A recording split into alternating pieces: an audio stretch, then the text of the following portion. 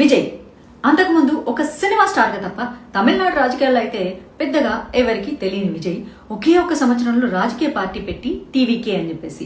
And recent గా Trisha issue కూడా జరిగింది కదా, త్రిష సీఎం అవుతా అనే వీడియో కూడా ఇప్పుడు బాగా పాపులర్ అవుతుంది.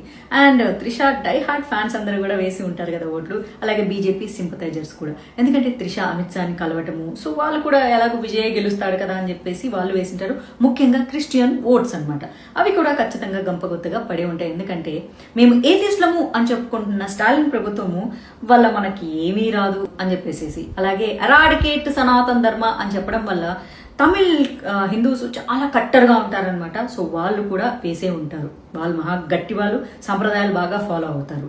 ఇలా అందరి ఓట్లు రాజకీయంలో ఇదొక సంచలనం. విజయం రావడానికి మరొక రెండు ముఖ్య కారణాలు, అస్సలు వాటిని మరవకూడదు. యువతలో ఆయనకున్నటువంటి భారీ ఫ్యాన్ బేస్, ఆయన సినిమాలు చూసిన యువకులు ఓటు హక్కుని వాడుకున్నారు. రెండొచ్చేసి డిఎంకే ప్రభుత్వం మీద ప్రజల్లో ఏర్పడిన తీవ్ర అసంతృప్తి, కరప్షన్, ఫ్యామిలీ రాజకీయాలు, డ్రగ్స్, ఇలాంటివన్నీ కూడా విజయ్కి సపోర్ట్ అయ్యేలా చేశాయి. ఇప్పుడు ఆయన తమిళనాడు ముఖ్యమంత్రి కాబోతున్నారు. 50 ఏళ్ల తర్వాత కొత్త తరం నాయకుడు ఇప్పుడు సీఎం అవుతున్నాడు. అంటే ఫస్ట్ జనరేషన్ పొలిటిషియన్. తమిళనాడు రాజకీయాల్లో ఇది కొత్త ఎరా స్టార్ట్ అయిందని చెప్పాలి. చూద్దాం మరి అందరినీ సమానంగా బ్యాలెన్స్డ్ గా చూస్తాడా, లేకపోతే కొందరిని మాత్రమే పెంచి కొందరిని మాత్రమే పెంచకుండా చేస్తాడా అన్నది ముందు తెలుస్తుంది కదా. అఫ్ కోర్స్ కొత్తగా సీఎం అయ్యాడు కాబట్టి ఒక 50-60% రాష్ట్రాన్ని బాగా పరిపాలించిన, ఒక 30-40% కొన్ని మిస్టేక్లు అవి జరుగుతూ ఉంటాయి.